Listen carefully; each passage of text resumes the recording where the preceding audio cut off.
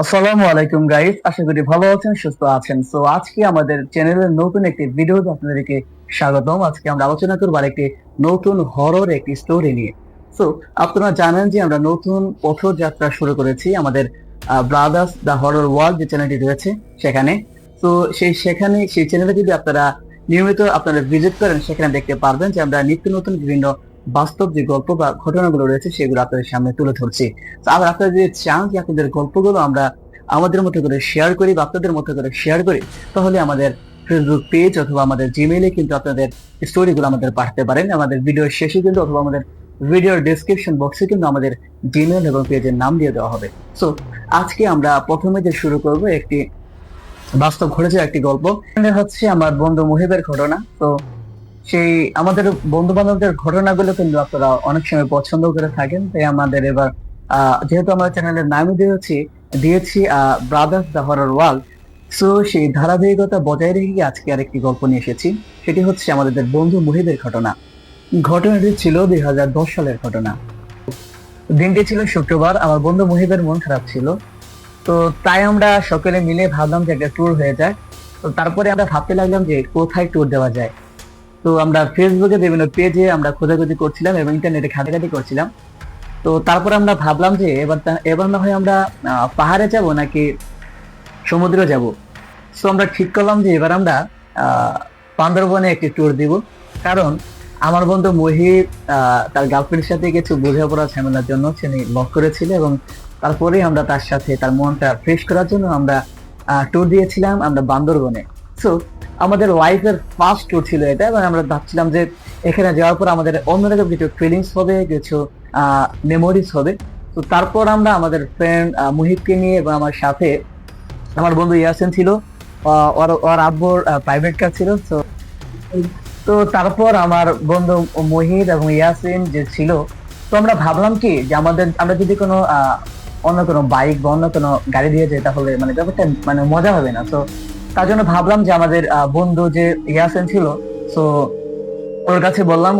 ওর আব্বু আবার অনেক করা ছিল। তো সেই মানে সবকিছু মিলিয়ে আর কি আমরা গাড়ি ম্যানেজ করতে পারছিলাম না। এবং যদি আমরা অন্য কোনো গাড়ি দেওয়া যায়, কারণ আমরা কিন্তু স্টুডেন্ট ছিলাম, সেখানে কিন্তু আমাদের টাকা পয়সার অনেক ব্যাপার সেবা ছিল। সে সবকিছু মিলিয়ে আমরা ভাবলাম যে আমাদের যে বন্ধু ইয়াসিন ছিল, ওর বাবার যে প্রাইভেট কারটা ছিল, লাল রঙের একটি প্রাইভেট কার ছিল। এটা প্রায় বলছি 2012 সালের ঘটনা। এবং প্রাইভেট কার কিন্তু ওই সময় কিন্তু খুব ভালো একটা দামি একটা প্রাইভেট কার ছিল। নামটা আমার ঠিক মনে আসছে না। তো যাই হোক, আমরা ঘটনায় চলে যাই।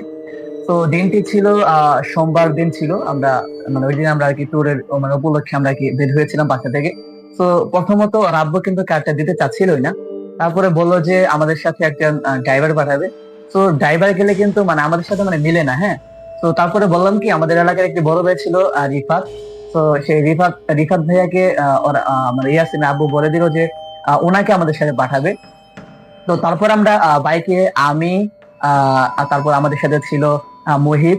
এবং যেহেতু মুহিবের গার্লফ্রেন্ডের সাথে ঝামেলা চলছিল, তো আমরা তার জন্য ওর মন ভালো করার জন্য বলছিলাম কি যে ওই গার্লফ্রেন্ডকে আমাদের সাথে নিয়ে যাওয়া যায় নাকি। তো তারপরে গার্লফ্রেন্ড বলা যায় না, মোটামুটি ওদের পারিবারিক ভাবে ওদের এঙ্গেজ হয়ে গিয়েছিল। তো আমার বন্ধু মুহিবের গার্লফ্রেন্ডের নাম ছিল জাহান, এর একটি ডাক নাম। তো ও ভালোবেসে জাহান বলে ডাকতো, আসল নামটা বললাম না। তো যাই হোক, আমরা মূল ঘটনায় চলে যাই। তো বান্দরবন যাওয়ার কথা ছিল, সেখানে যেহেতু আমরা মোটামুটি সবাই টিনেজার ছিলাম। তো আমার বন্ধু মুহিবের গার্লফ্রেন্ডের ডাকনাম ছিল, আমার বন্ধু মুহিব ভালোবাসে তাকে ডাকতো জাহান। তো সত্যি কিন্তু তিনি তার জাহানি ছিল। তো যাই হোক, আমরা মূল ঘটনায় চলে যাই, দুষ্টামি না করি। তো তারপর আমরা তিনটে ছিল সোমবার। তো যেহেতু আমরা টিনেজার ছিলাম, তো ওই পাশ থেকে হচ্ছে কি মানে মানে আমাদের আরো কিছু ফ্রেন্ড সার্কেল ছিল, ওদেরকে মানে মানে যেতে যেতে চাচ্ছিল না। তো যাই হোক, শেষ আমরা আমি, আমাদের বড় ভাই রিফাত ভাইয়া এবং তার সাথে ছিল মুহিব, এবং আমাদেরকে ছোট ভাই ছিল আব্দুর রহমান। সবকিছু মিলিয়ে আমরা একটা ট্যুর দিতে চাচ্ছিলাম আর কি। তো ওই দিন আমরা আহ ওই দিন আরেকজন ছিল রনি। উনি ও আমাদের সাথে ছিল। তো আমরা এই কয়েকজন, তাহলে আমরা কয়জন ছিলাম? আব্দুর রহমান, ছোট ভাই আব্দুর রহমান, তারপর হচ্ছে রনি, আমি, মুহিব এবং সাথে আমাদের বড় ভাই রিফাত। তো আমরা পাঁচজন মিলে একটা ট্যুর দিতে যাচ্ছিলাম আর কি। তো বলতে পারেন যে 5 বন্ধুর ট্যুর আর কি, এরকম একটা গল্প নাম আমরা হয়তো আপনারা চালিয়ে দিতে পারেন নামটা। তো যাই হোক, তো আমরা রাত্রে প্রায় 10টার দিকে আমরা বাসায় খাওয়া দাওয়া শেষ করে আমরা রওনা দিলাম আমাদের প্রাইভেট কার, লাল যে প্রাইভেট কারটা ছিল। তো আমরা ঢাকা থেকে আমরা প্রথম চাচ্ছিলাম কি যে আমরা প্রথম মাওয়া যাব, কারণ আমাদের ফ্রেন্ড রনি যে ছিল ও বারবার বলছিল যে আমরা একবার মাওয়া দিয়ে তারপর আমরা দিক দিয়ে, যেহেতু আমাদের নিজস্ব কার ছিল, তো আমরা ঘুরে তারপর যেখান থেকে ইচ্ছে সেখান থেকে ঘুরবো আর কি। কারণ কারণ হয় কি মানে টিনেজার বয়সে হয় কি বাসা থেকে এভাবে অনুমতি দেয় না, হ্যাঁ। তো যেহেতু একবার আমরা অনুমতি পেয়েছি এবং আমাদের সাথে আমাদের ক্লোজ একটা বড় ভাই ছিল রিফাত ভাইয়া, উনি যেহেতু আমাদের গাইডেন্স হিসেবে ছিল আমাদের সাথে, তো আমরা চাচ্ছিলাম কি আমাদের মন মতো কয়েকদিন ঘোরাঘুরি করবো। তো তারপরে আমরা মাওয়াতে গেলাম, সেখানে যাওয়ার পর আমরা ইলিশ মাছ খেলাম এবং সেখানে যাওয়ার পর হয় কি আমাদের বন্ধু মুহূর্তে ছিল মানে কোনোভাবে ওর মুডটা আমরা ঠিক করতে পারছিলাম না, হ্যাঁ। মানে মানে ওর গার্লফ্রেন্ডের কথাও মানে কোনোভাবে ভুলতে পারছে না। এদিকে আবার হয় কি মানে ওর গার্লফ্রেন্ডের মোবাইল আমরা সুইচ অফ পাচ্ছিলাম। সেসব কিছু মিলিয়ে আমরা কোনোভাবে ওর মনটাকে আমরা ফ্রেশ করতে পারছিলাম না। তো আমরা তারপরে বললাম কি যে ঠিক আছে তাহলে তুমি আপাতত ইলিশটা খাও। সো পার্সোনালি আমি যদি আমার পার্সোনাল রিভিউ দেই, তো সেখানে ইলিশটা কিন্তু আপনারা অবশ্যই সেখানে গেলে খাবেন, কারণ যে সুন্দর করে মানে আমি যখন এখানে ছিলাম তখন আমাদের সামনে যখন একটু যখন ভাজি করছিল, উফ, ও মাই গড ভাই কি বলবো, মানে গ্রামটা দেখে নিচ্ছিলাম আমার কাছে, মানে কি বলবো আর এটা আপনাদেরকে আমি বলে বোঝাতেই পারবো না। আপনারা অবশ্যই যদি মামাতে চান অবশ্যই আপনারা ইলিশটা থেকে দেখবেন, আপনাদের কাছে অনেক ভালো লাগবে। তো যাই হোক, এই ইলিশটা খাওয়ার পরে কিন্তু আমাদের মুহিত যে বলেছিল ওর মনটা যে খারাপ ছিল, ইলিশটা খাওয়ার পরে কিন্তু গার্লফ্রেন্ডকে ভুলে গেছে কিন্তু। সো আপনারা যদি ডিপ্রেশনে থাকেন আপনারা অবশ্যই মাওয়াতে যাবেন এবং ইলিশটা কিন্তু চেকে দেখবেন। তো যাই হোক, তো সেইখান থেকে আমাদের বের হতে হতে প্রায় মানে ওখান থেকে আমরা আমরা কারটা মানে আবার ওখান থেকে ওঠার পর আমাদের প্রায় 12:30টার মতো বেজে গিয়েছিল। তো 12:30টার দিকে আমরা ওখান থেকে যাওয়ার পর আমরা যখন আমরা বান্দরবনের উদ্দেশ্যে রওনা দিয়েছি, তো সেইখানে হয় কি মানে রাত্রেবেলা আমাদের ফ্রেন্ড সার্কেল সবকিছু মিলিয়ে ভেতরে একটা গান গান বাজছিল, গানটার নাম ছিল যেন কি, যাই হোক একটা একটা গান ছিল, গানটা হচ্ছে নাম হচ্ছে এক আকাশের তারা তুই একা গণিস, এবং আরো বিভিন্ন ধরনের মানে ফ্রেন্ড সার্কেল একসাথে হইলে যে মানে গানগুলো হয় আর কি। তো সবকিছু আমরা শুনছিলাম আমাদের আমাদের কারের যে বসটা ছিল আর কি সেখানে। তো মানে ফিলটা আপনি অনুভব করতে পারবেন না যদি আপনি কখনো ট্যুর যদি না দিয়ে থাকেন। যদি ট্যুর দেন আপনাদের ফ্রেন্ড সার্কেলদের সাথে, ধরেন যে একটা লাল কার সেখানে বসে আছেন এবং আশেপাশে যে আমরা ওয়েদার গুলো দেখছিলাম, আশেপাশের যে মানে মানে গাছ গাছালি, মানে ওয়েদারটা আপনাকে বলে বোঝাতে পারবো না গাইস। আপনারা যদি এরকম জায়গায় একটু ট্যুর দেন তাহলে আপনারা বুঝতে পারবেন। সো আমরা যখন এই মানে গাড়ির রাস্তার যখন আমরা এমন একটা জায়গায় গেলাম, তো দুই পাশে কিন্তু পাহাড়, হ্যাঁ, একটা সরু একটা পথ মানে রাস্তা আর কি। তো সেখান দিয়ে কারটা মানে হয় কি যদি যদি যদি একটা আপনি অচেতন হয়ে যান বা একটু যদি চোখটা লেগে আসে তাহলে কিন্তু কারটা কিন্তু যে কোনো সময় কিন্তু পাহাড়ের ভিতরে মানে নামে দিতে পারেন, হ্যাঁ। তো যাই হোক, তো আমরা সব জায়গায় সবসময় সতর্ক ছিলাম। তো কারটা যখন মানে আমরা এমন একটা রাস্তা মানে মানে কারটা মানে একটু রাস্তাটা একটু বাঁকা ছিল, ওখানে ঘোরার সময় দেখলাম কি একটা সাদা কাপড় পরে একটা মহিলা দাঁড়িয়ে আছে এবং তিনি আমাদের কাছ থেকে লিফট চাচ্ছিলেন আর কি। তো আমাদের আমরা যেহেতু ফ্রেন্ড সার্কেল ছিলাম, তো আমাদের ভিতরে একটা ফ্রেন্ড ছিল আমাদের মানে ইয়াসিন, মানে রনি ভাইয়া, ওর পুরো নাম ইয়াসিন রনি। তো ও আর কি হয় কি মানে আমাদের বন্ধুটা হয় কি মানে খুবই ইমোশনাল, বুঝছেন, মানে কোনো মানুষকে দেখলে মানে মানে কি বলবো মানে ও মানে কোন মানুষকে দেখলে মানে নিজের শখটা উজাড় করে দিতে চায়, হ্যাঁ। যদি একটু লাজের ছেলে তবে মানে মনটা খুব ভালো আর কি। তো যাই হোক, তো মানে ওই ছেলেটা হয় কি মানে মানে ও বলতেছে কি যে এত রাত্রের বেলা, রাত্রে এখন প্রায় 2টা 30 মিনিট 2:30টার মতো। তো হয় কি মানে বললাম কি এত রাত্রে, কারণ আমি আমি আগে থেকে আমি মানে বিভিন্ন ভৌতিক বিভিন্ন গল্পগুলো শুনে আসছিলাম। তো আমার মাথায় কিন্তু তখন কিন্তু এগুলো আর কি মানে খেলা করছিল আর কি। তো আমি একটা বললাম কি যে এত রাত্রের বেলা মানে এইসব রাস্তায় মানুষ মানে উঠানো মানে দরকারই নেই, হ্যাঁ। তো তারপরে আহ মানে মানুষটাকে আমরা ওভারটেক করে মানে মানুষটা মানে রাস্তার এক পাশে যখন মানে পাহাড়ের এক পাশে দাঁড়িয়ে ছিল, তো আমরা ওভারটেক করে আমরা মানে চলে গেলাম, হ্যাঁ। তো প্রায় 10 মিনিট পরে আমরা দেখলাম কি সেম মানুষটা লাল কাপড় পরা আমাদের কারের সামনে দাঁড়িয়ে আছে। মানে আপনি কল্পনা করতে পারেন গাইস, মানে আমরা রাত 2:30টার সময় আমরা পুরা রাস্তা ফাঁকা এবং এবং তখন কিন্তু শীতের সময় ছিল, আমাদের টোটালি একটা অপরিচিত একটা শহর, হ্যাঁ। তো এইখানে এরকম একটা পরিবেশ, আমরা কিন্তু প্রথম কিন্তু আমাদের খুব একটা মানে একটা ভালো লাগার পরিবেশ ছিল, কিন্তু হঠাৎ এই মহিলাটিকে দেখার পর আমার পুরোপুরি মুড অফ হয়ে যায়। এবং তখন আমি আমার মানে কি বলবো মানে আমার ভিতরে বিভিন্ন উল্টাপাল্টা মানে ভৌতিক চিন্তা ভাবনাগুলো আসছিল। এবং যখন আমাদের কারের সামনে এই মহিলাটাকে লাল কাপড় পরে দেখলাম, তখন তো মানে আমাদের সকলের অবস্থা খুব খারাপ। তো তখন আমাদের যে বড় ভাই ছিল রিফাত ভাইয়া, উনি একটু মানে নামাজ নামাজ ধার্মিক ছিলেন।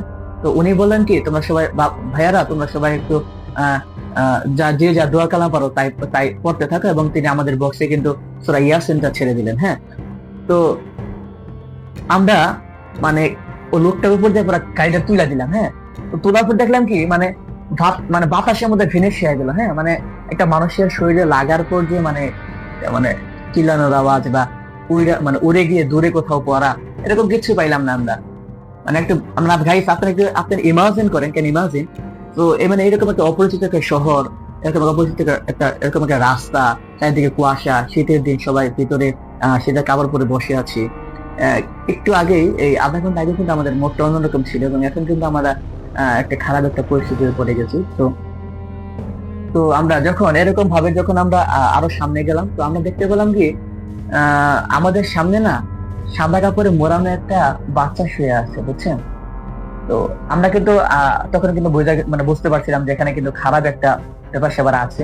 কারণ তো তারপর আমরা কি করলাম, আমরা আমরা মানে কারটা থেকে আমরা মানে মানে থামানোর চেষ্টা করলাম আর কি। একটু মানে আমার ভাইয়া মানে আমাদের রিফাত ভাইয়া করলো কি, মানে গাড়ি একটু স্লোলি চালাচ্ছে আর কি তখন আর কি, যদি কোনো লাশতি থেকে থাকে। আবার আমাদের বন্ধু মুহিব বলে উঠলো কি, একটা কিন্তু তার মুড ছিল, ওরা ওকে মানে বলে উঠলো কি যে ভাইয়া এখানে গাড়ি থামান না, কারণ এখানে সময় ডাকাতির উপদ্রব থাকে, দেখো ভাবানোর সময় ডাকাতি হয়। তো তো তারপর আমরা সেইখান থেকে আমরা গাড়িটা স্লোলি আমরা যখন চালাচ্ছিলাম, তো গাড়িটা হইলো কি মানে সামনে একটু একটু ঢালো রাস্তা ছিল আর কি। তো ওইখান থেকে আমরা নামার সময়, তো সেইখানে আমরা পাশেই একটা দেখলাম কি একটা চার দোকান। হ্যাঁ, ওখানে মানে বান্দরবনের পাহাড়িরা কিন্তু রাস্তার একটু পর পর সময় আর কি চার দোকান থাকে। তো আমরা শীতের দিন ছিল, তো আমরা বললাম কি যে আচ্ছা চল তাহলে আমরা একটু নামি, আমরা চা খাই, শরীরে একটু ঠান্ডা হোক, কারণ আমাদের রাস্তাটা বর্তমানে খারাপ যাচ্ছে, বা আমাদের খারাপ বিভিন্ন অনুভূতি হচ্ছে বা বিভিন্ন হচ্ছে আর কি। যাই হোক, তো আমরা যখন আর কি গাড়িটা এক পাশে রাখলাম, রাখার পরে আমরা ওখান থেকে নামলাম। তো কারের ভিতরে মুহিব কিন্তু কার থেকে নামে নেই। হ্যাঁ, ওই বসে আছে, আরো মানে বারবার আর কি ওর গার্লফ্রেন্ডের সাথে আর কি কন্ট্যাক্ট করার চেষ্টা করছে আর কি, মানে কথা বলার চেষ্টা করছে। তো তখন ও কিন্তু কারে ছিল, আমরা বাইরে থেকে লক করে দিলাম, ভিতর থেকে ও লক করে দিল। তো আমরা ওখান থেকে 2 মিনিটের পর মানে একটু দূরে মানে কাঠের দিকে সাইড করে আমরা গেলাম। তো যাওয়ার পরে আমরা বললাম যে একটা একটা মুরব্বী টাইপের লোক বসেছিল এখানে, আর ওনার সাথে তার একটি বাচ্চা একটা মেয়ে ছিল। তো বললাম কি যে চাচা, আহ আমাদের কি মানে একটা মানে সবাইকে এক এক করে চা দেন, হ্যাঁ গরম গরম চা দেন। তো মানে ওইখানে চাটা খুব টেস্ট ছিল আর কি, তো আমরা চাটা খেলাম। তো আমরা খেয়াল করলাম কি একটু পর মানে চাচার যে মানে ভিতরে একটা আলাদা রুম ছিল, তো মানে ওনারা ওখানে রাতে থাকতেন না হয়তো বা। তো ওই রুম থেকে ওই যে আমরা যেটাকে দেখলাম না, যে একটা মহিলা দাঁড়িয়ে ছিল, সেম মহিলা, কালা কাপড় পরা। হ্যাঁ, দেখে মুখের এক পাশে একটা মানে কাটা দাগের মতো। তো উনি ভিতর থেকে চার কাপটা নিয়ে আসছে আর কি। এটা দেখার পর তো আমরা সবাই পুরো ওই জায়গায় পুরো শক, কারণ হচ্ছে একটু আগে ওনার মতো সেম চেহারা আমাদের সাথে 2-3বার একটা ঘটনা ঘটছে। তো সেম মানুষটা মানে এখানে এরকম চা নিয়ে আসছে। হ্যাঁ, তো আমরা চার কাপটা নিলাম। গাইস আমি আপনাকে বোঝাতে পারবো না, ইমাজিন, একটু ইমাজিন করেন ব্যাপারটা। চার কাপটা আমরা সবাই নিলাম। হ্যাঁ, তো নেওয়ার পরে আমরা চার কাপটা আমরা চুমুক দিব, তো তখন দেখি কি ওই পিচ্ছি বাচ্চাটা আর ওই মুরব্বী সবাই তিনজন একসাথে হাসতেছে, আমাদের তাকে খিলখিল করে হাসতেছে। হ্যাঁ, তো এরকম যখন হাসতেছে আমরা তো অবাক, হাসতেছে এখানে হঠাৎ। তো যখন মানে হাসছে যখন তারা তিনজন, তখন দেখি কি মানে তিনজনের মানে মুখটা মানে কেমন কুকুরের মতো হয়ে যাচ্ছে। হ্যাঁ, মানে মানে সামনাসামনি 1 হাত থেকে 2 হাত দূরে এরকম যখন ঘটনাগুলো ঘটছে, তো সেইখানে হয় কি আমাদের যে মানে কি বলে মুহিব যে ছিল, ও তো কারের ভিতরে। আমরা এখানে যে আমি আমাদের ছোট ভাই আব্দুর রহমান ছিল, ও কিন্তু সেখানে ওরা সেন্সলেস হয়ে যায়, মানে অজ্ঞান হয়ে যায় আর কি। তো ওরে আমরা কি ওরে ধর্ম নাকি এখান থেকে আমরা মানে সবাই তো মনে করি যে পুরো ভয় পাইছি। তো ওনারা বলতেছে কি চাটা খা, চাটা খা। তো আমরা চারদিকে তাকে দেখি কি এদিকে লাল রক্তের মতো কি যেন দেখা যাচ্ছে।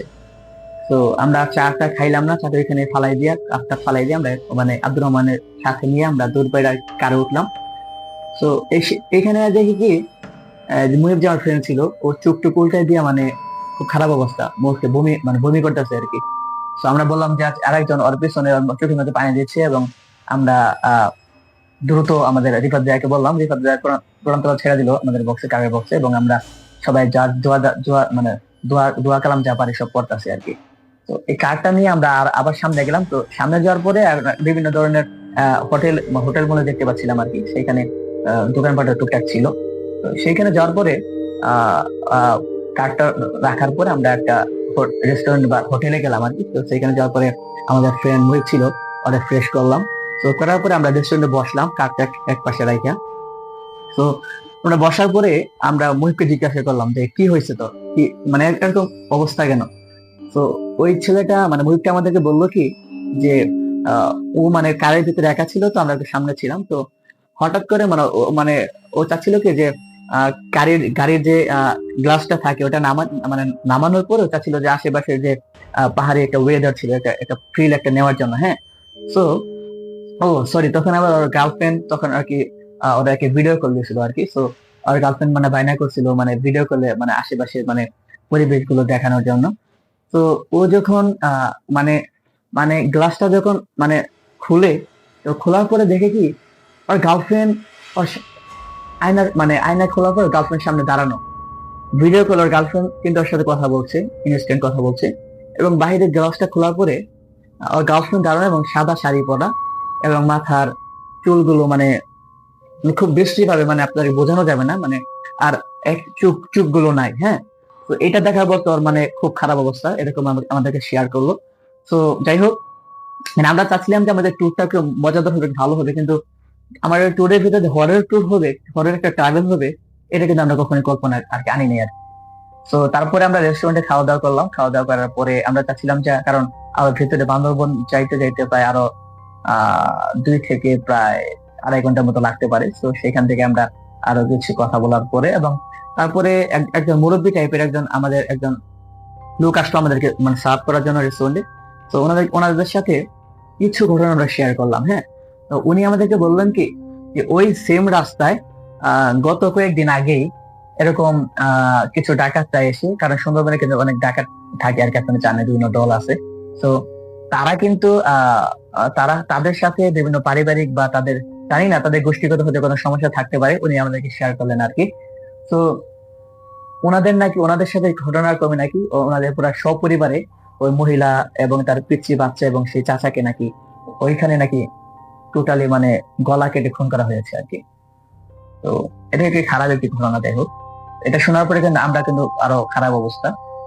তো তখন আরো ভয় পাচ্ছিলাম আমরা, যে আমরা চাচ্ছিলাম যে আমরা কি এই রেস্টুরেন্টে আরো ওয়েট করবো, আমরা কি আরেকটু সময় থাকবো এখানে, নাকি সকাল হওয়ার পরে আমরা থাকবো।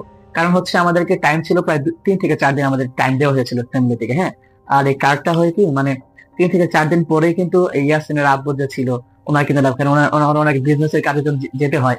তো এই কার্ডটাই কিন্তু ইয়াসিনের আব্বুর অনেক পছন্দের একটি লাল কার্ড ছিল। তো উনি ভালোবেসে গাড়িটাকে কিন্তু লালু বলে ডাকতো আর কি।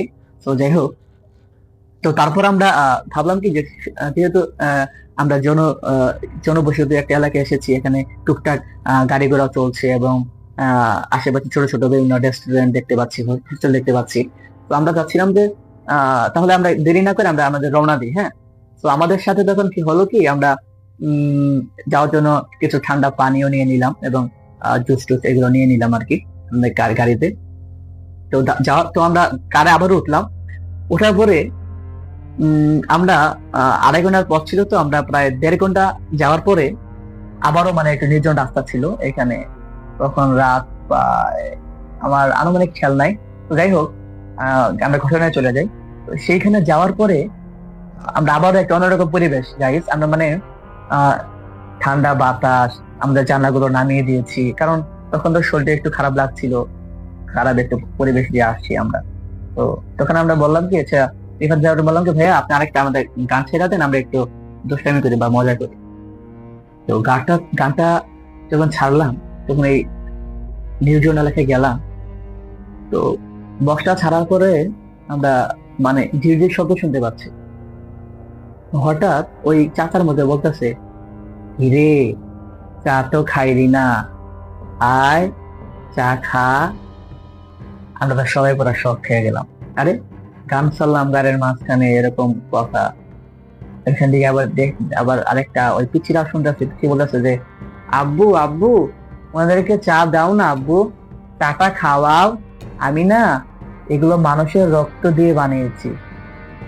তো ওনার যে ওয়াইফ ছিলেন, মহিলা, তো উনি বলতেছে কি, মানে বলে হতো যে, কিরে তোরা কি চা খাবি না, আয় খা, আয় তোর জন্য অনেক চা আছে। তো এটা শোনার পর আমরা সবাই শক। তো ওইখানে আবার দেখি কি আব্দুর রহমান আবার সেন্সলেস হয়ে গেছে, সব অজ্ঞান হয়ে গেছে। তো এইবার দেখি কি রিফাত ভাইয়াও মানে খুব পাগলামি করতেছে, মানে উনি মানে ওনার মাথা ঘুরে যাচ্ছে, উনি মানে বলতেছেন গাড়ি চালাতে পারুম না, উনি খুব ভয় পেয়ে খুব নার্ভাস হয়ে গেছে আর কি। তো এখানে আমি, মুহিব আর ইয়াসিন খুব স্ট্রং ছিলাম। তো আমরা এইগুলো ওইরকম ভাবে মানে বিশ্বাস করতাম, কারণ আমাদের সাথে ঘটে নেই, তো তাদের একটু ভয়টা আর কি কম কাজ করছিল। তো তারপর হয় কি, আমরা আমাদের বা ভাবলাম কি যে আচ্ছা আমরা আশেপাশে আরেকটু সামনে যাই, যে আগের মধ্যে আবার যদি কোনো রেস্টুরেন্ট পাই বা কোনো যদি জায়গা পাই, তাহলে আমরা এখানে আমাদের কারটাকে আমরা আর কি রাখবো আর কি, তারপর আমরা এখানে আর কি নামবো আর কি। তো তো হয় কি, মানে রিফাত ভাই আমাকে বলতেছে যে গাড়ি মানে এত পরিমাণে স্পিডে মানে মানে ওই সময় দিচ্ছে আর কি। মানে উনি বলতেছে আমার লাইফে আমি এরকম স্পিড আমি আমার কার চালাই নাই, হ্যাঁ। তো এইখানে আমরা দেখতে পাচ্ছি কি মানে কারটা খুব স্লোলি চলতেছে, মানে এইরকম স্পিড। ভাইয়া বলতেছে, উনি তো প্রফেশনাল একজন ড্রাইভার, উনি বলতেছে যে আমার লাইফে সর্বোচ্চ গতি দিয়েছে আমি গাড়িতে, কিন্তু গাড়ি এত স্লোলি চলতেছে, মানে মনে হইতেছে কি মানে পিছন থেকে মনে হইতেছে কি মানে গাড়িটা কেউ টাঙা ধরছে, হ্যাঁ। মানে গাড়িতে যেতেছে না কারটা, এমন একটা অবস্থা। আমরা তো সবাই, তখন সবাই তো সবার অবস্থা খুব খারাপ, জগালাম করতেছি, মানুষজন ভয় পাইতেছে, চিল্লাচিল্লি করতেছে। তো ওইখান থেকে ওই ওই পাশ থেকে আবার মুহিবের গার্লফ্রেন্ড বারবার কল দিতেছে যে কি হয়েছে কি হয়েছে। মানে মুহিবটা ওই সময় মুহিবের ভিডিও কলে থাকতে তো মানে খারাপ অবস্থা হয়েছিল, বললাম একটা। তো তো এইরকম একটা অবস্থা। তো এখান থেকে আবার আবার মানে ওই গার্লফ্রেন্ডের প্যারা একদিকে, একদিকে আমাদের এরকম খারাপ অবস্থা। তো আমরা চাচ্ছিলাম যে আমাদের কার থেকে সামনে এরকম একটা জায়গা পাই, আমরা কেন নামবো। তো নামার কোনো কায়দা দেখতে পাচ্ছি না, পেছন থেকে মানে গাড়িটা খুব স্লোলি। আমরা দেখতে পাচ্ছি কি মানে আধা ঘন্টায় বা মানে একটা দুটা গাড়ি তো যাবে, তাই না? আমরা কোনো গাড়ি দেখতে পাচ্ছিলাম না, লাস্ট যে মানে 30 মিনিট ছিল বা আধা ঘন্টা ছিল আর কি। তো তখন আমরা দেখতে দেখতে পারলাম কি আমাদের কারের দুই পাশে ওই যে ওই মুরব্বী এবং সেই যে মহিলাটা ছিল, বেশি মুখের যে মহিলাটা ছিল, উনি দুই পাশ দিয়ে গাড়িতে আমার সামনে দিয়ে হাঁটতেছে। আমাদের গাড়ির এত পরিমাণ পাওয়ার যে দূর পারা কিন্তু পারার কথা না। তো ওইখানে দেখতেছি দুই পাশ দিয়া ওনারা মানে ওরার মতো করে হাঁটতেছে আমাদের দুই পাশে গ্লাস দিয়ে, হ্যাঁ। আর ওনাদের মাথাটা আর কি মাথায় নাই, একটু দূরে আর কি ঘুরতেছে আর কি গাড়ির চারপাশ দিয়ে। এরকম একটা খারাপ পরিবেশ আপনারা বুঝতে পারেন। এখানে হয়তো কোনো নর্মাল হার্টের কোনো বা মানুষ থাকলে কিন্তু সেখানে ওখানে কিন্তু হার্ট অ্যাটাক করে মারা যেতে পারতো। তো এখানে আমরা আল্লাহ তাআলা আমাদেরকে বাঁচিয়েছেন, আজকে আমি আপনাদের সামনে গল্পটা শেয়ার করতে পারছি, এটা আমরা বলতে পারবো যে আল্লাহ তাআলার রহমত ছিল। তো যাই হোক, ঘটনায় চলে যাই। তো এরকম তারপর দেখি কি ওই পিচ্ছি যে বাচ্চাটা ছিল, ওই বাচ্চাটা মানে ওর দেখতে পাচ্ছি যে দুটা পা নাই, হ্যাঁ, আর চোখগুলো নাই। পুরো গাড়ির সামনের যে গ্লাসটা থাকে ওইখানে দেখি মানে মানে বৈশা আর কি, ওর মাথা রয়ে যায় ওর সামনে, হয়ে যায় মানে গ্লাসের সামনে আর কি। তো হঠাৎ করে হয় কি মানে তিনটা মাথায় আর কি, মানে সামনে তো আমি, মুহিব আর হচ্ছে মানে আমাদের রিভাব দিয়ে কার মানে গাড়ি চালাইতেছে উনি। তো তিনটা মাথা আমাদের পুরো গ্লাসের সামনে, পুরো তিনজনের মুখের সামনে আর কি আইসা পড়ে আর কি। আমরা তো সবাই পুরো ভয় পেয়ে যাই। তো গাড়িটা অল্পের জন্য হয় কি মানে উপর পাহাড়ে আমরা নামাই দিইনি, হ্যাঁ। গাড়িটা মানে খুব স্ট্রংলি, মানে ভাইয়া খুব ভালো, আমি বলতেই হবে এটা আমি শেয়ার করতেছি, ভাইয়া খুব ভালো গাড়ি চালায় বা ড্রাইভার হিসেবে ভালো। এবং শুনছি যে ওনার বাসায় ওনার 4টা ওয়াইফ ছিল, সেখানে বাসায় কিন্তু খুব ভালোভাবে তার পরিবারকে হ্যান্ডেল করে, পরিবারে খুব ভালোভাবে চালায় আর কি। যাই হোক আমরা মূল ঘটনায় মানে চলে যাই।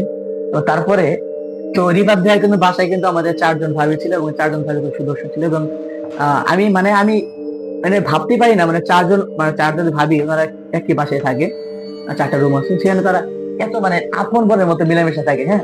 তো সেইখানে যেহেতু যে মানুষটা তার ফ্যামিলি এত সুন্দর করে হ্যান্ডেল করতে পারে, মানতেই হবে তিনি কারটা যদি সুন্দর করে হ্যান্ডেল করতে পারে, হ্যাঁ।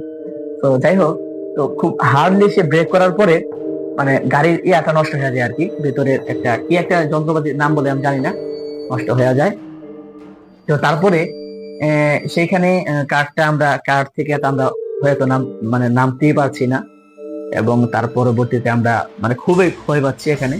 তো তারপরে হয় কি, একটু পরে দেখি কি আশেপাশে আর কিছু নাই, তোরা আর কাউকে দেখতে পাচ্ছি না আর কি।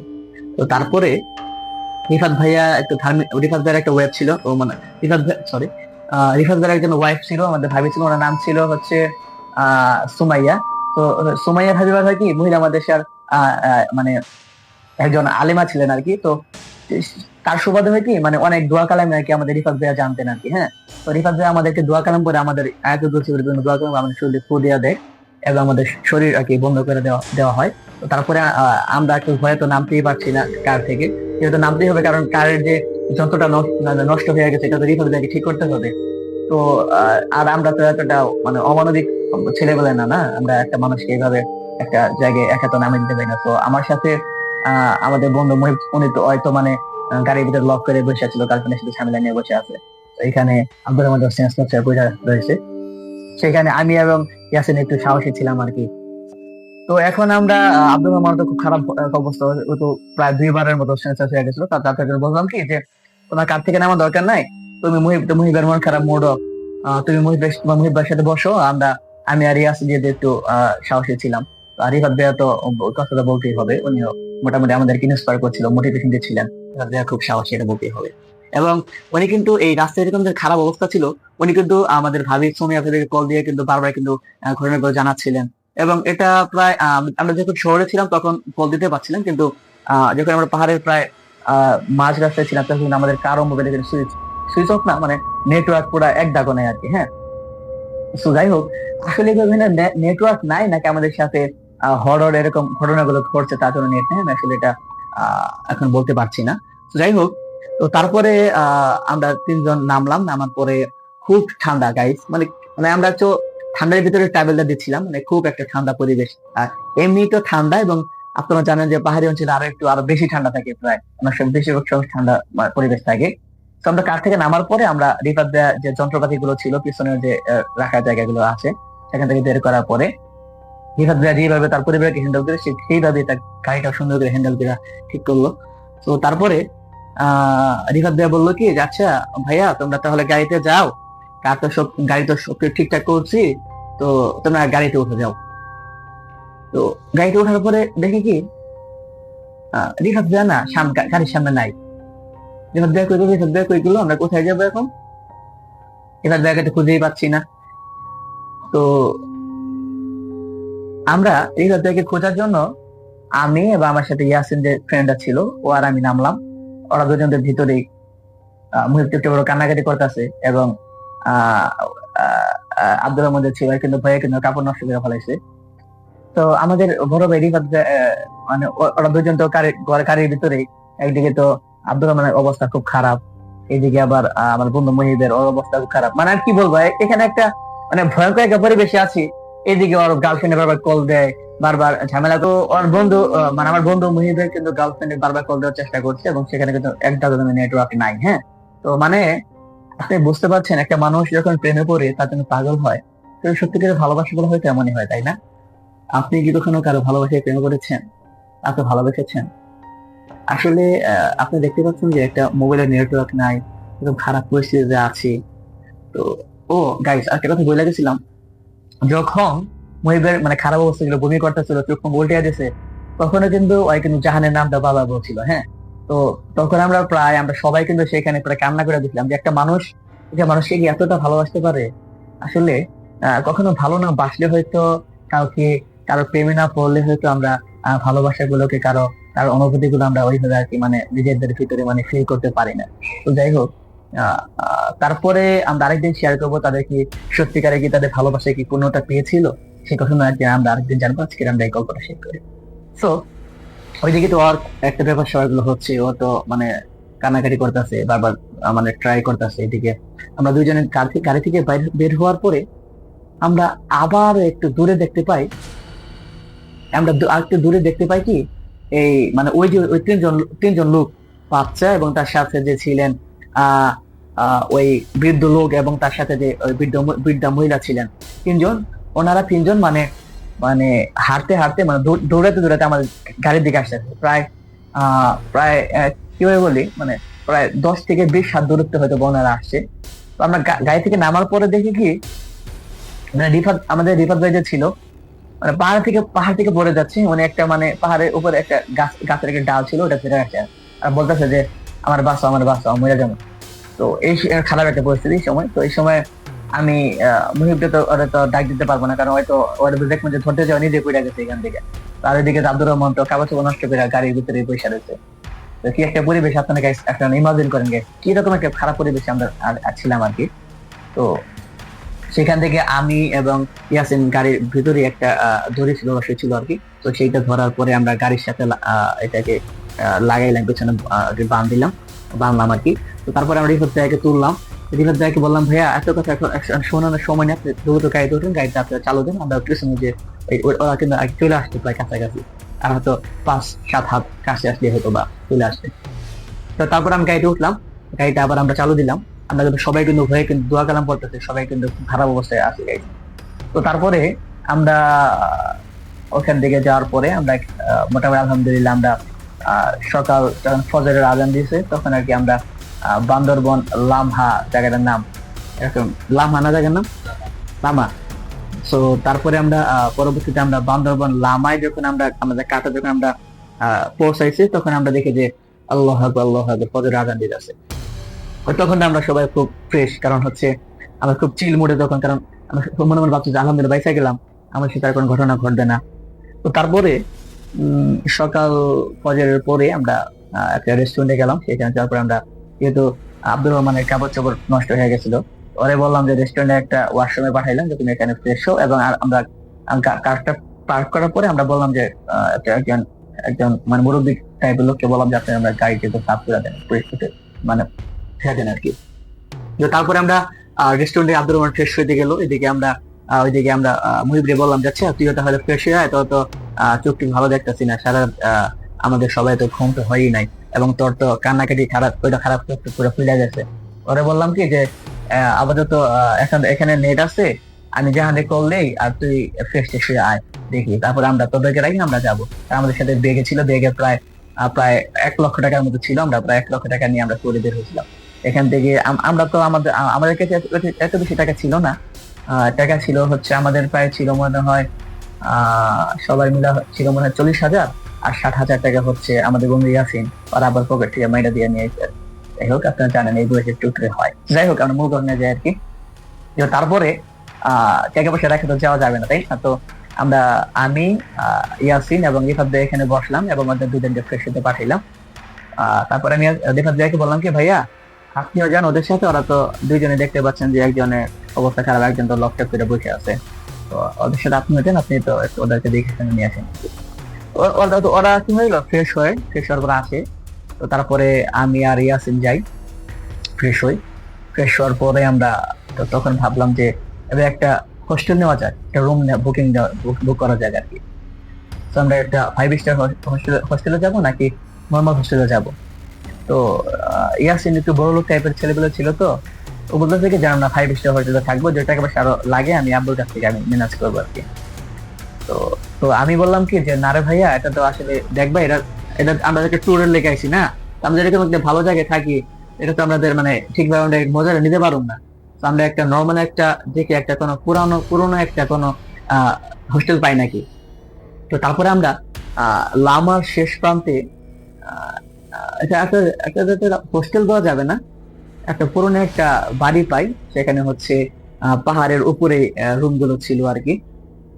আর ওইখানেও একজন মহিলা ছিলেন এবং ওনার সাথে একজন মেয়ে ছিলেন আর কি, প্রাপ্তবয়স্ক মেয়ে ছিলেন। ওনারা কি 3-4টা হয়তো রুম ছিল, এটা আর কি চালাইতো আর কি। হ্যাঁ, তো তারপরে তো যাওয়ার পরে হয় কি এখানে আবার দেখি কি যে আমার বন্ধু ফ্রেন্ড যে মহিলা ছিল না, ওই কিন্তু এখানে যাওয়ার পরে কিন্তু মোটামুটি একটা ভালো অবস্থায় আসছে।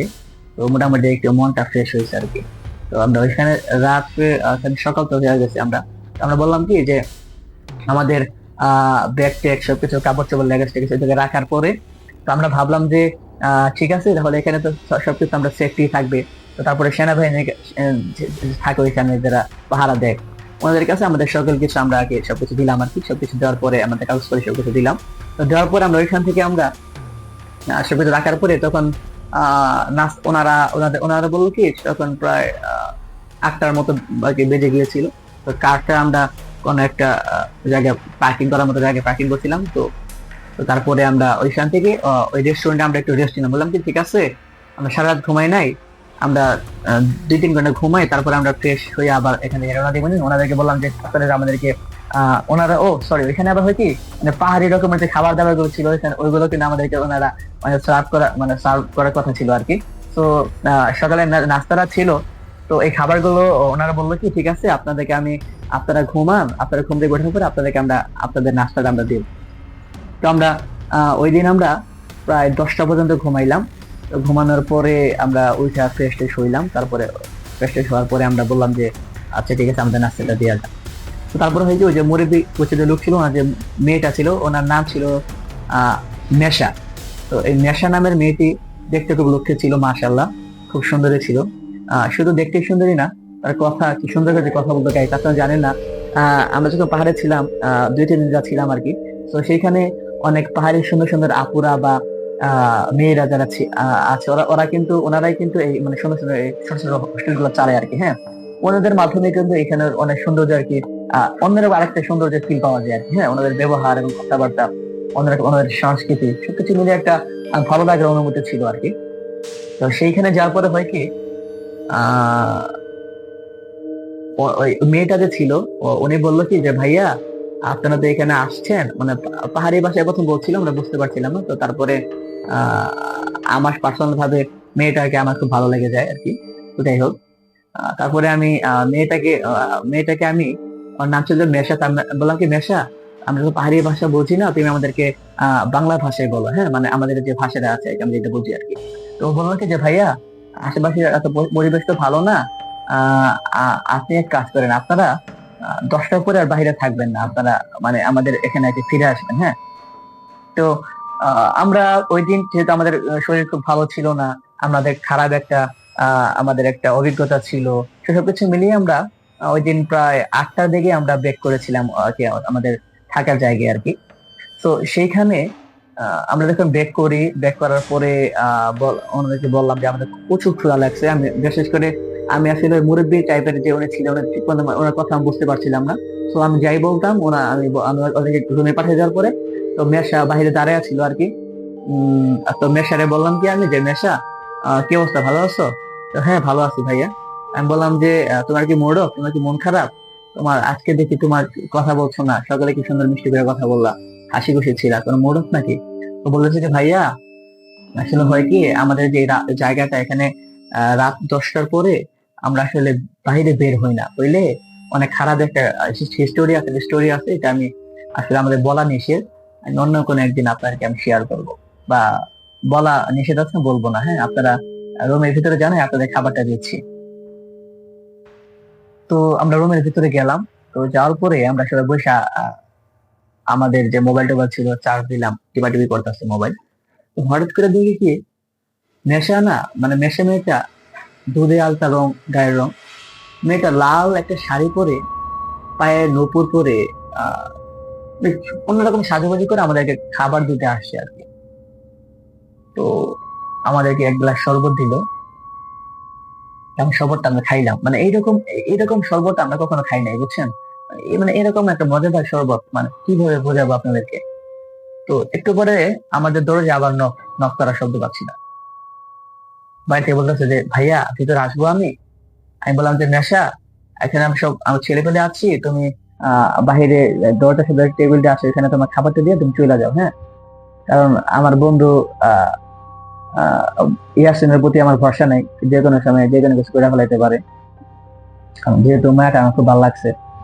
তো যাই হোক, সবকিছু মিলাইয়া মানে ওই ফর্সার কথা বলি নাই, কারণ ও একটু মানে মেয়েদের প্রতি অ্যালার্জি আছে। হ্যাঁ, ওরা আর কি মানে মেয়ে দেখতে পারে না আর কি। তো যাই হোক, ওর আরেকটা হিস্টোরি আছে, ব্রেকআপের গল্প আছে, ওটা আরেকদিন শোনাবো আমি। তো তারপরে খাবারটা দেওয়ার পরে আমি বললাম, আমি একটু খেয়াল করলাম কি রে, একটু আগে না নেশা আসলো, এই যাইতে না যাইতেই এখনই আবার আমি ডাক দিলাম, এই নেশা তুমি একটু আসছিলা নাকি? না সরি ডাক দিনে ওদের সামনে কথা বলতে আমি একটু লজ্জা পাচ্ছিলাম, তো চাচ্ছিলাম যে আমি একটু বাস্তব ভাবের সাথে কথা বলতে। তো আমি বের হওয়ার পরে, আমি দরজা থেকে বের হওয়ার পরে দেখি যে ও চলে যেতে আছে, মানে অন্য রুমে, ওর আব্বুর রুমে যাচ্ছে আর কি। আমি পেছনে ডাক দিলাম, এই মেসে শোনো। ও বলে কি কি বলবা ভাইয়া বল। তো ও হয় কি, মানে ওর সাথে কিন্তু 1 ঘন্টা বা 2 ঘন্টা কথা বলার পরে ওর সাথে আমার সম্পর্কটা আপনার দিকে তুমিতে এসে পড়েছে। হ্যাঁ, ও আমাকে তুমি করে বলতেছে, ফ্রেন্ডলি একটা সম্পর্ক আগে বিল্ড আপ হয়েছিল, ইন্ডাকশন হয়েছিল।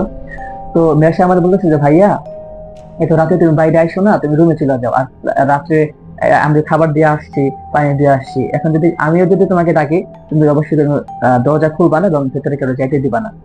আমি বললাম একটু আগে তুমি ছিলা, তুমি একটু আগে দেখলাম তুমি লাল শাড়ি পরা, এখন দেখি যে তুমি অন্য জামা পরা, আসলে মানে বুঝলাম না তোমার কাহিনীটা, মানে এইটা কি নেশা।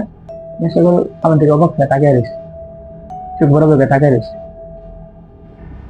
আসলে গাইস এখানে একটা কথা বলবো, আহ চাঁদের মিষ্টি আলোটা লামহা মানে নেশা মানে মাসাজে ছিল, ওর মুখে পড়ছে, এবং ওর চাহনিটা দেখার পরে আমি আগে নিজেকে ঠিক রাখতে পারছিলাম না। মানে একটা মেয়ের চোখ কি এত সুন্দর হতে পারে? আমার আমার আমার আমার মনে হচ্ছিল মানে চাঁদের আলো আমাদেরকে আলো দিচ্ছে না, আমার মনে হচ্ছিল যে ওর ফেসের আলোটাই মানে যেন চাঁদকে আলো দিচ্ছে। হ্যাঁ, এরকম একটা ফিল পাচ্ছিলাম আমি। অনেক মানে বলবো কি, মানে এরকম সুন্দর কোনো মেয়ে আমি আজ পর্যন্ত আমার চোখে আমি দেখিনি। ঠিক আছে। তো মাসা আমাকে বললো যে ভাইয়া এই এই ঘটনাটা তুমি আজকে বলবো না, আমি তোমাকে এটা পরে এক সময় যদি কোনো আমার ইচ্ছে হয় বা আমাদের সময় হয়, আমি তোমাকে শেয়ার করবো আর কি। আচ্ছা ঠিক আছে। এত রাত্রে হয়ে গেছে, ওইখান থেকে আবার আব্বু আবার দেখে যে চুপ করে লোকে তাকাই রয়েছে। মানে যাই হোক, আমি কিছু বললাম না। তো রাত্রের বেলা ঘুমাইলাম। রাত্রে প্রায় 1টা 30 মিনিট যখন গাইস, তখন দরজার বাইরে টক টক টক শব্দ করতেছে, পিচ্ছিটা ডাকতেছে, আঙ্কেল আঙ্কেল চা খাবেন না? তো ওই মহিলার আওয়াজও শুনতে পাচ্ছিলাম, বলতেছে কিরে চা খাবি না, আয় চা খা। আবার তারপরে বার শুনে কি, 3বারের বেলা শুনে কি, 3জন একসাথে বলতেছে আয় চা খা। চা ফালাই দিলি কেন? আমাদের গরিবদের চার কি কোনো মূল্য নাই? আমাদের কি জীবনের কোনো মূল্য নাই? আমাদের মারলো কির লিগা?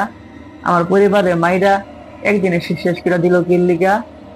এরকম বিভিন্ন ধরনের কথা বলছে, মানে দরজার খেতে বাইরে থেকে আমাদের। প্রথমে হচ্ছে আমার ঘুমটা ভেঙে যায় আর কি।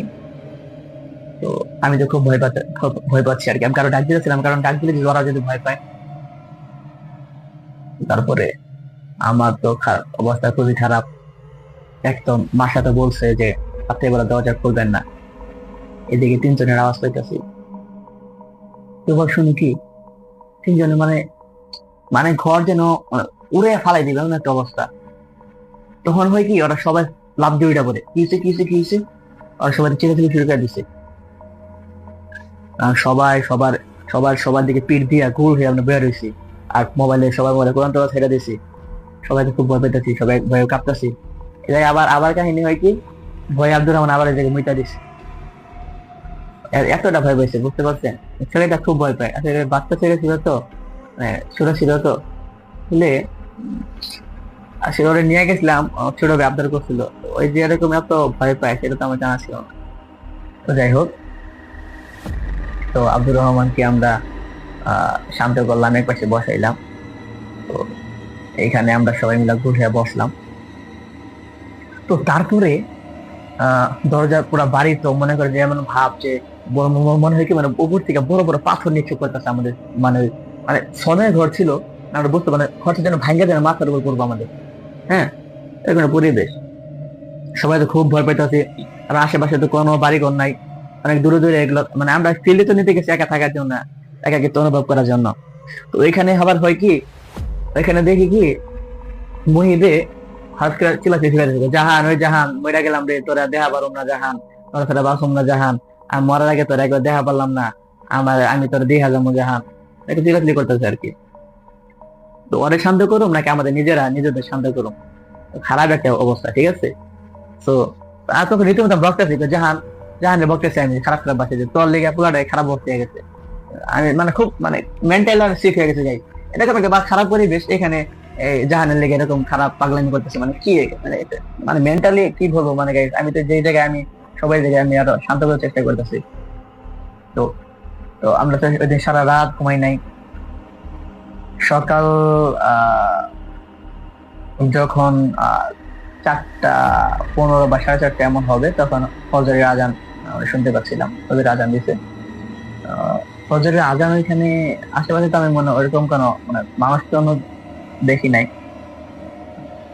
ফজরের আজান কোন থেকে আসতে আমি আসলে বুঝলাম না গাই। তো যাই হোক, তো তারপর ফজরের আজান দিল। তো ফজরের আজান দেওয়ার পরে আমরা তখন আর কি আমরা একটু ঘুমাইলাম আর কি, কারণ সকালবেলা আবার ঘুরতে হইব যেহেতু। যাই হোক, তো ঘুমানোর পরে আমি সকালবেলা সকাল প্রায় 8টা, 8:30টার দিকে মাসা আমারে আর কি ডাকতেছে যে রাহান ভাইয়া রোজাটা খুলো, তোমাদের নাস্তা নিয়ে আসছি। তো আমরা লামহাকে বললাম কি, লামহা তুমি কি কালকে রাতে চিরাচির আওয়াজ শুনছো, কোনো আমাদের কথা শুনছো বা এরকম এরকম হয়েছে শুনছো? তো লামহা বলতেছে কি যে ভাইয়া আমাদের এইখানে প্রতিদিন এরকম হয়। তো তার জন্য আমি আমি আপনাকে বারবার করে বলছি যে আপনারা রাতে অবশ্যই বের হবেন না এবং কেউ ডাকলে আপনারা দরজা খুলবেন না। এবং এই জায়গার ফিল্ডে কিন্তু এই প্রত্যেক ফিল্ডে কিন্তু আপনারা কিন্তু অনেক সময় নিয়ে যান আর কি। এখানে আসলে এখানে বছরে একদিন এরকম হয় আর কি। এবং কিন্তু আজকে তো ওই দিনটা না, আজকে আপনাদের সাথে এমন হইলে আমি নিজেও বুঝতে পারতাছি না। তো আপনারা বলতে পারেন যে এতক্ষণ আমি ওর নাম মাসা বলছি বা এখানে আমি লামহা বলতেছি কেন? তো লামহা হয় কি, আমি একদিন স্বপ্ন দেখছিলাম যে ভালোবাসে মানুষকে বা একটু ভালো লাগে মানুষকে।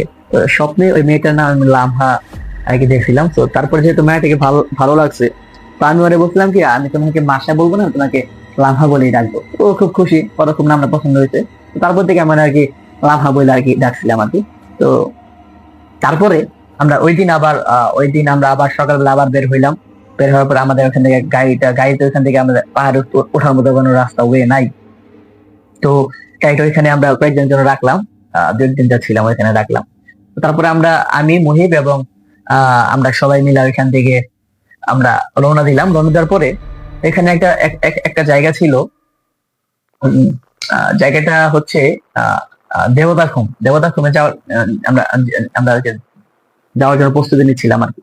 তো দেবতাখুম যাওয়ার পরে মানে প্রচুর রাস্তা হাঁটতে গাই, বুঝছেন? মানে এখানে মানে আপনাদের এরকম ট্রাভেল জায়গায় যান, প্রচুর হাঁটতে হবে এবং প্রচুর আপনার কষ্ট করতে হবে আর কি।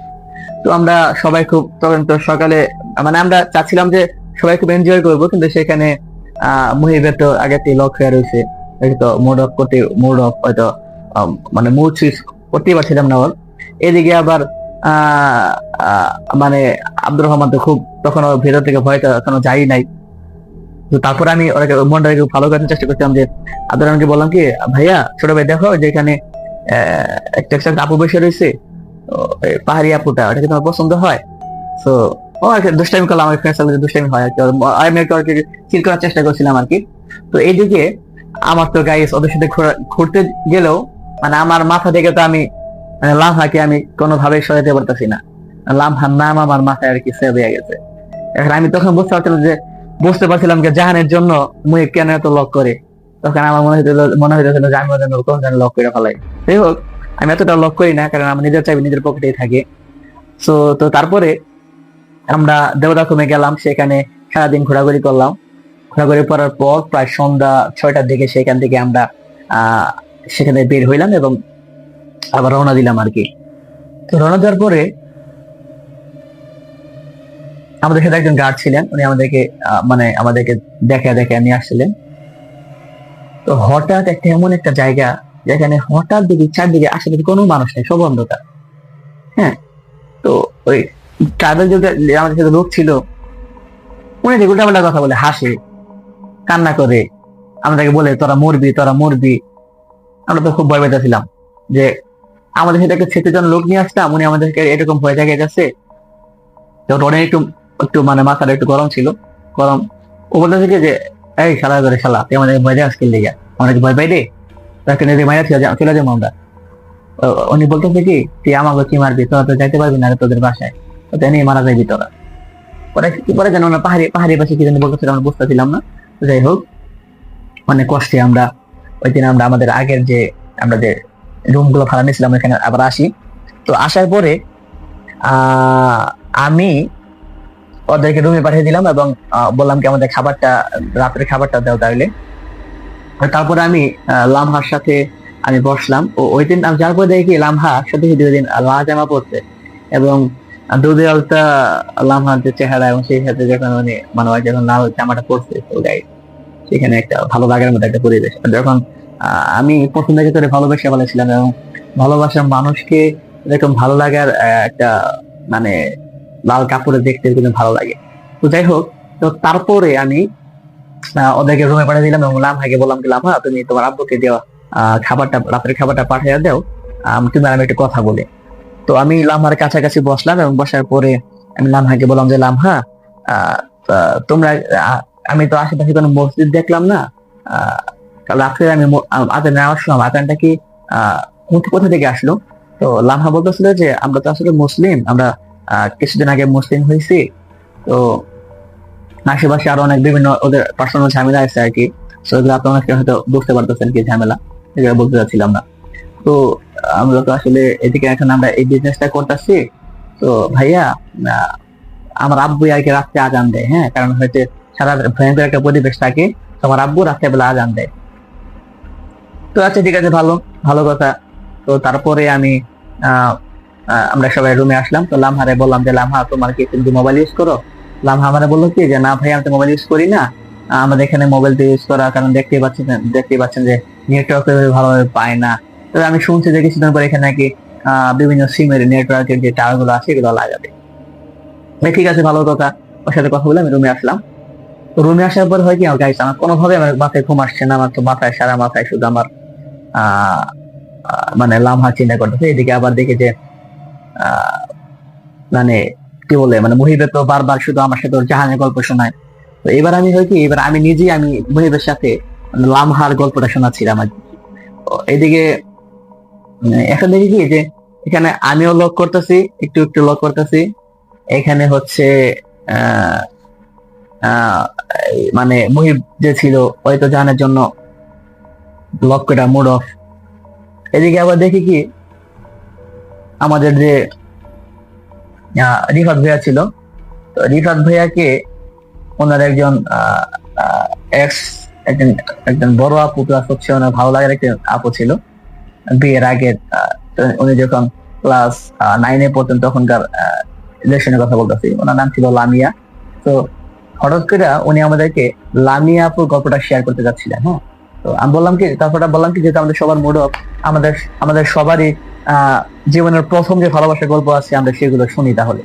তো আমরা প্রথম করলাম কি যে আমাদের থেকে সিনিয়র যখন আমাদের রিফাত ভাইয়া, আমরা ভাবলাম কি যে রিফাত ভাইয়ের কাছে আমাদের গল্পটা শুনি। তো তারপরে রিফাত ভাইয়াকে বললাম। তো রিফাত ভাইয়া বললো যে আচ্ছা ঠিক আছে, তাহলে আমার গল্পটা আমি শুরু করি। তো রিফাত ভাইয়া বললো, আমি যখন ক্লাস 9-এ পড়ি, তো তখন একটা মেয়ের সাথে আমার পরিচয় হয়। আহ মেয়েটা দেখতে খুবই মায়াবতী ছিল, খুবই লক্ষ্মী একটা মেয়ে ছিল। মেয়েটার নাম ছিল লামিয়া।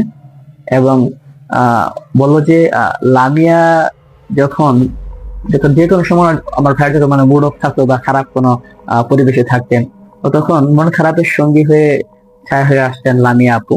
তো লামিয়া আপু কিন্তু সবসময় ওনাকে সঙ্গ দিয়েছিলেন, উনি বলছেন আর কি আমাদেরকে। তো উনি বলছেন যে লামিয়ার প্রতি আমার যে ফিলিংসটা ছিল বা যে ভালো লাগা ছিল, এরপর আর কোনো মেয়ের প্রতি আমার ওইরকম ভাবে কোনো ভালো লাগা বা আসেনি। তো তারপরে রিফাত ভাইয়া মনে বলছিলেন যে লামিয়া আপু যে ছিল উনি খুব ভালো ছিলেন, এবং মানে হয় কি, মানে উনি বললেন কি যে লামিয়া যে ওনার যে বোনটা ছিলে, ওই বোনটা ছিল আর কি। উনি বললেন কি যে লামিয়া আপু যে হাসিটা ছিল না, মানে মারাত্মক একটা হাসি ছিল। মানে হাসিটা দেখার পরে, মানে এই হাসিটা দেখার পরে নাকি মানে এবার ভাইয়ের মন খারাপ থাকতো বা মুড অফ থাকতো, মনটা ভালো হয়ে যেত, হ্যাঁ। আর উনি বলছিলেন যে মানে বর্ণনা দিচ্ছিলেন আর কি যে লামিয়া আপু যে চোখ ছিল, চোখটা যে মানে চোখে যে মায়া ছিল আসলে, হাজারো কষ্ট বেদনার পরে আমাদের প্রত্যেক মানুষেরই একটা ভরসাময় স্থান দরকার, যার কাছে সে কিছু খুচরো পয়সার মতো বিলিয়ে দেওয়া যায়।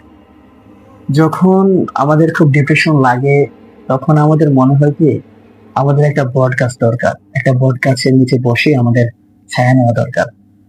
তো আমরা তো প্রথমে খুব ভাবছিলাম যে এটা হয়তো বা রিফাত ভাইয়ের গার্লফ্রেন্ড হবে। তো তারপরে আমি বললাম কি যে এটা আসলে আমার বড় বোন ছিল, এবং আহ বড় বোন নাকি ওনাকে অনেক ভাবে সাপোর্ট দেওয়ার চেষ্টা করতো। আসলে হয় কি আমাদের লাইফে হয় কি এরকম একটা ফ্রেন্ডলি, এরকম একটা ভালো মানুষ, ভালো বোন আসলে আমাদের হয় না, হ্যাঁ। তো আমাদের লাইফে আমরা চাই যে এরকম সুন্দর মায়াবতী অনুভূতি কোনো আমাদের বোন হোক। তো যাই হোক, তারপরে আমরা যদি পরে যদি আমার আরেকজন আমাদের সাথে যে বসেছিলাম, কারণ সিরিয়ালে সবার স্টোরি শুনছিলাম, তো তারপরে রিফাত ভাইয়ের সাথে আমার ফ্রেন্ড ইয়াসিন বসেছিল। তো ও বলছিল কি যে ও যখন ক্লাস 10-এ পড়তো, তো ওই সময় ওদের স্কুলে নাকি একটা হাবিবি নামে একটা মেয়ে আসছিল। সো সেই হাবিবি নামের মেয়ে কেন বলছি, এই মেয়েটি সৌদি আরবে ছিলেন, ওখানে তো ওর জন্মস্থান, এবং সেখান থেকে বাংলাদেশে আসার পরে নাকি ও আমাদের সেই প্রতিষ্ঠানে ভর্তি হয়, এবং সেখানে হাবিবি মেয়েটার জন্য ছেলেটা খুব মানে প্রচুর পরিমাণে পাগল ছিল। হ্যাঁ, তো এই হাবিবি মেয়েটা আসলে আমার কাছে পার্সোনাল ভাবে, আমি তো তখন আসলে আমাদের যেহেতু পথ চলাটা, যেহেতু আমরা আসলে ল্যাংটাকাল থেকে আমাদের ফ্রেন্ডশিপ বন্ধুত্ব ছিল।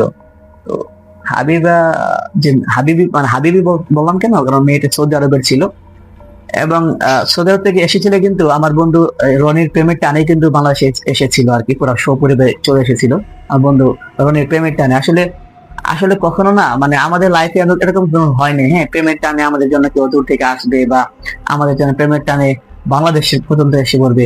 আসলে সৌদি আরবে কিন্তু ওদের বিবাহের রীতিনীতি যেগুলো ছিল বা নিয়ম কানুন, সেগুলো খুব কঠিন কিন্তু।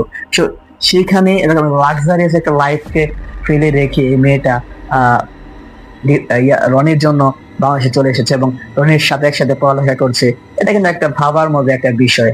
তো যাই হোক, আমি দোয়া করি আমাদের এখানে যারা আপনারা যারা দেখতে পাচ্ছেন আমাদের ভিডিওটা, আমি দোয়া করি যে রনির লাইফে যেরকম একটা হাবিবি সৌদি আরবিয়ার যে একটা মেয়ে এসেছিল, আমি দোয়া করি আপনাদের লাইফে এমন কোনো মেয়ে আসুক বিদেশ থেকে আপনাদের ভালোবাসার টানে, আপনাদের মনের টানে চলে আসুক, বা আপনারা সাকসেস হন। তো ও বললো যে হাবিবি মানে আমরা আসলে ওর নামটা হাবিবি না, আমরা আসলে সৌদি আরবের মেয়েদেরকে আমরা ভালোবেসে বা দুষ্টামি করে আমরা হাবিবি বলে ডাকি আর কি। যাই হোক, আমরা নামটা বলতে মানে অনিচ্ছুক, আমাদের অনুমতি দেয় নাই।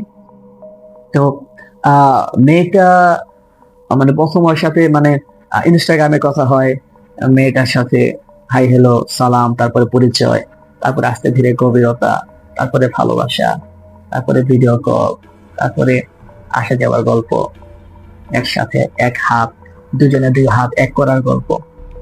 তো তারপরে রনির সাথে হাবিবি তাকে বললাম আমাদের, ওর বাবা মার সাথে রনির কথা হয়। আহ তো তারপরে রনি কিন্তু অনেক ভালোভাবে, ও কিন্তু মানে হয় কি, আমাদের ফ্যামিলিতে যদি কোনো প্রবলেম হয়, আমরা রনিকে নিয়ে যাই, তারপর রনি কিন্তু আমাদের ফ্যামিলিতে যে কোনো প্রবলেম খুব সুন্দরভাবে হ্যান্ডেল করতে পারে।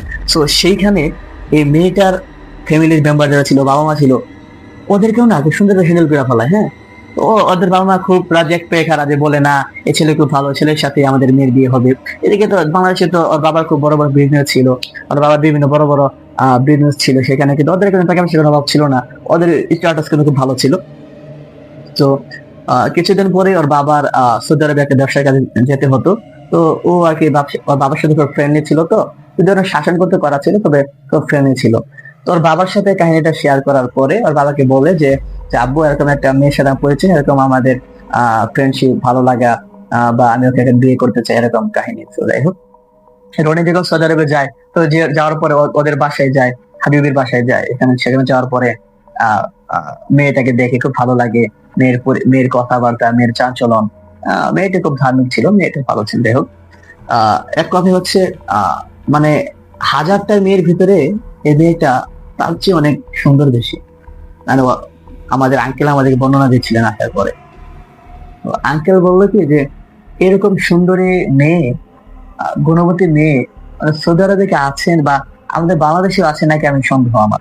তো আঙ্কেল বললো যে ঠিক আছে, তাহলে এই হাবিবি, মানে আমরা তার নাম সম্বোধন করছি আর কি, ওর সাথে রনির বিয়ে দেব। এবং তারপরে কিছুদিন পরেই রনি এবং ফুল ফ্যামিলি নিয়ে সৌদি আরবে যায়।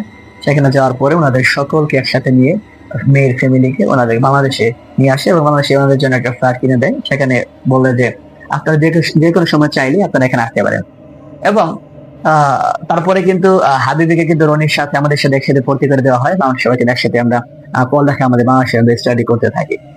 তো তারপরে রনির সাথে কথাবার্তা হয়, এবং আমরা তো মোটামুটি ওদের দুজনকে কিন্তু এঙ্গেজ করে দেওয়া হয়। হ্যাঁ, মানে ক্যাবিন করে পুরোপুরি করে দেওয়া হয়, এবং মোটামুটি বড় করে অনুষ্ঠান করা হয়নি। অনুষ্ঠানটা ওনারা বলছে যে যে এক বছর যাক, একসাথে পড়ালেখা করো, তারপরে আমরা বড় করে অনুষ্ঠান করে, 2 দেশে অনুষ্ঠান করে, তারপরে আমরা একবারে সবকিছু শেষ করবো আর কি। বিয়ে কিন্তু প্রায় কাবিন কিন্তু সবকিছু করে ফেলে আর কি। তো যাই হোক, ভালো আমাদের বন্ধুত্ব একটা হইলো, বন্ধুর গল্প আমরা শুনলাম। তো বন্ধু আরো স্টোরি ছিল, ওগুলো আসলে বলতে চাচ্ছিলাম না। তো তারপরে হয় কি, আমার গল্প। এখন আমি তো ভাই নিরামিষ মানুষ, আমার কোনো গল্প নাই, আমার ভালো লাগে কোনো মেয়ে ছিল না। তো যাই হোক, আসলে হয় কি, মানে থাকে না একটা রসকস, একটা ফেস ভ্যালু এরকম মানে হয় না। আমাদের কোনো ম্যাচ চয়েসই করে না, বুঝছেন? যদি কোনো মেয়ের ভিডিও দেখেন চয়েস করলে আমার হোয়াটসঅ্যাপে নক দিয়ে প্রেম টেম যদি করলে করা পারি। আমি সিঙ্গেল আছি, বুঝছেন? যাই হোক, দুষ্টামি বাদ দিই, আসল কাহিনীতে যাই। তো তারপরে এরকম গল্প শুনছি, তো হঠাৎ বাইরে থেকে লামহার আওয়াজ পাচ্ছি। লামহা দরজায় কড়া নাড়ছে, বলছে, রায়হান, রায়হান, এই রেহান, দরজাটা খুলো, আমি আসছি তো, আমার না করে ভালো লাগছে না, তোমাকে দেখতে ইচ্ছা করছে। রায়হান, এই রেহান, দরজা খুলো। হঠাৎ কইরা খুব চাকরি লাগে দিছে মেয়েটা। আর হঠাৎ করে দেখি কি, ছেলে আর মেয়ের কণ্ঠে কথা বলতেছে। তো তারপরে দেখি কি, হঠাৎ করে আসে না মুরব্বীর আওয়াজ, ওই যে আমরা যে তিনজন মানুষ দেখছিলাম ওই জায়গায়, ওই বাচ্চার আওয়াজে, মুরব্বীর আওয়াজে, ওই মুরব্বী মুরব্বী মহিলার আওয়াজে কথা বলতেছে। আমার অবস্থা, আমাদের সকল অবস্থা তখন খারাপ। তারপরে কি রোমান্টিক গল্প শুনবো? তখন তো আমরা মানে সবার অবস্থা খুব খারাপ। তখন তো মানে মুহিব যে ছিল, মুহিবকে তখন খুব খুব ভয় পাইছে। মুহিব তো জাহানের নাম দিয়া বাদ দিয়া বলতেছে, বন্ধু বাসা, বন্ধু বাসা, বন্ধু বাসা। আমার শান্তি করে বলতেছি না, ওইখানে শরীর কাঁপতেছে, আখের আমার জড়াইয়া ধরছে। পরে আমি মুহিবকে আমার দুই বুকের মাঝখানে জড়াইয়া ধরলাম। বন্ধু তো যদি হোক, বলে হার্ট অ্যাটাক করে যদি। আসলে এরকম বন্ধুত্ব আসলে খুব কমই দেখা যায়। হ্যাঁ, আমাদের ফ্রেন্ডশিপ ছিল। তো আমি জড়াইয়া ধরলাম, পেছন দিকে রনি আসে, রনির পেছন দিকে জড়াইয়া ধরলো। আমি মুহিবকে সামনে থেকে জড়াইয়া ধরছি, এবং রনি তাও দেখি ওর ভয়ে মানে ভয়ে কাঁপতেছে। তারপর হলো কি, রনির পেছন দিকে এসে জড়াইয়া ধরছে, তাও দেখে আরো কাঁপতেছে, এইভাবে কাঁপতেছে আর কি। দুইজন দুই পাশে ধরছি, ওর সাথে আমি তিনজনে কাঁপতেছি। তারপরে হয় কি, মানে এই পাশ থেকে রিফাত ভাইয়া, ওই পাশ থেকে আব্দুর রহমান, সবাই মিলে আমরা রনের ধরছি। সবাই মিলে রনের চারিপাশ দিয়ে রনের মানে সরি মানে মুহিবকে ঘিরা ধরছি। মুহিব চাল দিয়ে কাঁপে, কাঁপতেছে, কাঁপতেছে। মানে ওর ভয়ে আমরা মানে ওরা আমরা মানে হালকাই করা পারতেছি না। হ্যাঁ, এরকম খারাপ অবস্থা। যাই হোক, আমরা সবাই মিলে চারিপাশ থেকে জড়িয়ে ধরলাম। তো তারপরে আর শান্ত করার চেষ্টা করি। আমরা কিন্তু ওই পাশ থেকে কিন্তু কখনো কিন্তু আমরা বারবার কিন্তু আওয়াজ শুনতেছি, এই দরজা খোল, দরজা খোল, চা খাবি, চা খাবি, আয় চা খা। তো এরকম করতে করতে আমাদের মাঝখানে রনি এখানে মানে খুব কথা ভয় পেয়ে যায়। এবং আমাদের মাঝখানে যে মহিব ছিল, ওখানে এখানে পুরো শেষ হয়ে যায়, ওখানে হয়ে যায়। তারপর আমরা ওখানে শোয়া দেওয়ার পরে আমরা সবাই সবাই ওই দিন রাত্রে আমরা সেরকম বললাম যে, আল্লাহ এবার আমাদের কথা পাশে দাও, কালকে সকালে আমরা এখানে চলে যাবো। এই ভয়ের মাঝখানে আব্দুল আবার কয় কি, যে ভাইয়া কি করতে ঘুরতেই পারলাম না, যতই ভয় পাই না কেন, আমরা আরো এক দুদিন থাকুম, আরো ঘুরুম, আরো ঘোরা জায়গা আছে ওগুলো ঘুরুম। তারপরে আছে ঠিক আছে, ঘুরবো বইলা পরের দিন আমরা ঘুরলাম। পরের দিন ঘোরার জন্য আর কি ঘুরবো, তবে ওদের রাস্তা কিভাবে কাটাবো, এখন তো এরকম ভয়ের অবস্থা। তো তখন আমি কি করলাম, যে সবাই মানে ভয়ে ভয়ে করলাম কি, যে দরজাটা একটু খুলে দেখি কি হয়। তো আমি একটা একটা করে আগে আমি পিছা বাড়ি আছি না, আমার হাত ধরে রাখছি। একটু খুলে দেখি কি, মহিলার মাথা না আমার চোখের সামনে এইভাবে আইসা বসে। আসার পরে আমি তো খুব ভয় পাইছি, আমি চিল্লানি দিয়ে পিছা আইসা বসছি। তখন দেখি কি, দরজাটা খোলা, খুলে গেছে হঠাৎ। খুব বাতাস বাড়ছে, খুব বাতাস আসতেছে, খুব বাতাস। আর দেখি যে, তখন দেখি কাছে না, দেখি আমাদের থেকে প্রায় 10-15 হাত দূরে এই মানুষগুলা দাঁড়ায় রয়েছে, আর মুখগুলা দরজার সামনে এসে খিলখিল করে হাসতেছে, মাংসগুলা উঠতেছে। আমরা খুব চিল্লাচিল্লা হইতেছি। তো তখন আমি লামহা, তুমি যদি না হো তাহলে মরে যাবো, তুমি আমার বাঁচাও লামহা, আমি আর পারতাছি না। লামহা কি করছে, লামহা সমুদ্রের পেটে আসছে, আইসা আমার ছেলে শুনছে, আমার এসে জড়িয়ে ধরছে, তোমার কি হয়েছে, ভয় পেতেছো কি, লেগে কি হয়েছে। তখন ও আসার পর দেখি ওগুলা না সব হঠাৎ করে দিনে শুয়ে গেছে। লামহা আসছে, আইসা এরা আমার জড়িয়ে ধরছে। এরা ধরার পরে বলছে, তুমি ভয় পাও না, আমি আসি। পরে ওদেরকে ওদের রুমে ওর আব্বুরে পাঠাই দিল, আমারে লামার সাথে নিয়ে গেল। নিয়ে যাওয়ার পরে ওর সাথে আমারে বলে, তুমি রেস্ট নাও, তুমি আমার সাথে ঘুমাবো আজকে, আমি তোমার সাথেই আছি। আমি তো লামাহার হাত খুব শক্তভাবে জড়িয়ে ধরছি, আমি বলছিলাম, তুমি আমার কাছ থেকে যাও না, আমি কিন্তু ভয়ে মরে যাবো আজকে। তো তো তারপর লামহা আমারে রুমে নিয়ে গেল, আমার ঠান্ডা করার জন্য কিছু নাস্তা দিল এবং ঠান্ডা জল দিল আর কি, পাহাড়ি যে ঠান্ডা পানিগুলো আছে খাইলাম। তো আমি ওই দিন লামহার সাথে লামহার হাত ধরে সারাটা রাত আমি বসে ছিলাম। তো লামহা হয়তো পরে হয়তো আমার মাথায় মানে আমার কাঁধে মাথা রেখে ও ঘুমিয়ে গেছে আর কি, আর হাতটা তো ছাড়ি না সারাটা। তো তারপরে হাতটা গিয়ে পরে আমি আসলে কি সত্যি কি পরে ছাড়া হয়েছিল বা ছাড়ছিলাম নাকি, বা আমরা কিভাবে এখান থেকে ব্রেক করছিলাম, পরের গল্প ইনশাল্লাহ আমি পরের ভিডিওতে আপনাকে আমি ইনশাল্লাহ নিয়ে আসবো। তো এখন পর্যন্ত যদি আপনারা আমাদের সাথে থাকতে চান, থাকতে পারেন, আমাদের চ্যানেল সাবস্ক্রাইব করতে পারেন ইনশাল্লাহ। আপনি আপনাদের চান যে আপনাদের গল্প আমরা পড়ে শুনে, আপনার গল্প করে আমরা ভিডিও করি, তাহলে আপনারা চাইলে আপনাদের গল্প আমাদের ইমেইলে পাঠাতে পারেন। আমাদের ইমেইল কিন্তু আমাদের ভিডিও ডেসক্রিপশন বক্সে দিয়ে দিচ্ছি। এবং যদি চান যে আপনারা আমাদের ভিডিওতে এসে আপনাদের স্টোরিগুলো শেয়ার করুন, তাহলে কিন্তু সেটাও দিতে পারেন। কিংবা চাইলে আপনাদের অডিও স্টোরি যদি পাঠাতে চান, আমাদের ইমেইলে কিন্তু আপনাদের অডিও স্টোরি কিন্তু পাঠাতে পারেন। আজকে দিন বিদায় নিচ্ছি, সব ভালো থাকবেন, সুস্থ থাকবেন। আসসালামু আলাইকুম।